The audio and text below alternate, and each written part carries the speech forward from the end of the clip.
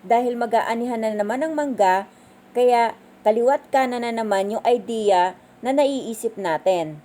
Kaya itong naisip ko, baka gusto mo ding gayahin.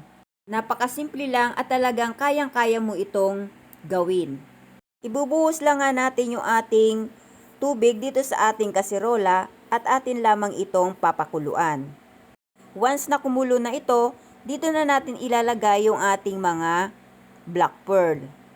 Lulutuin lang natin ito ayon sa nakasulat dito sa kanyang instruction.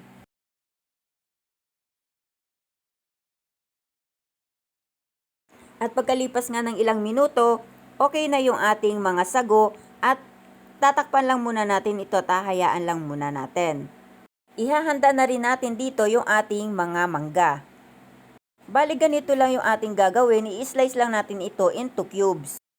At kung nandito ka na nga sa part na to, anong paborito mong dessert ang ginagawa mo sa mangga?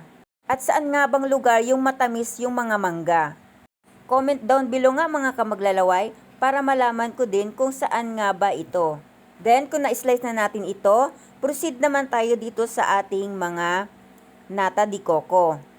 At yung ating kaong. Bale, tatanggalan lang natin ito ng kanyang pinakasabaw. Dahil hindi naman natin ito kailangan.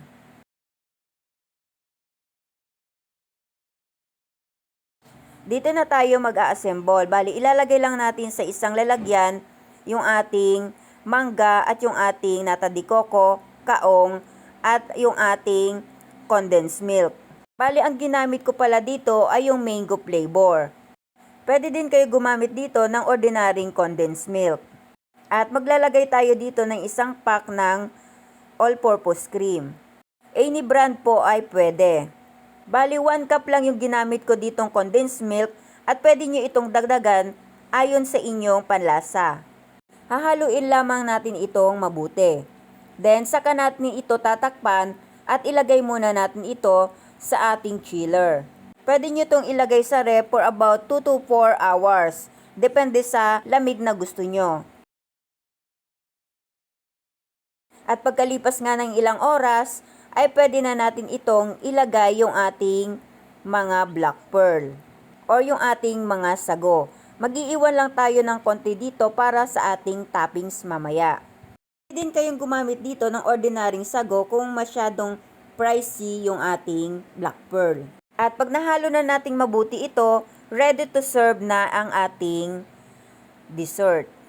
Sigurado akong magugustuhan ito ng buong pamilya sa idea nating ito. Kaya sa mga nagbabalak gumawa ng panghimagas dyan, itry nyo po ito.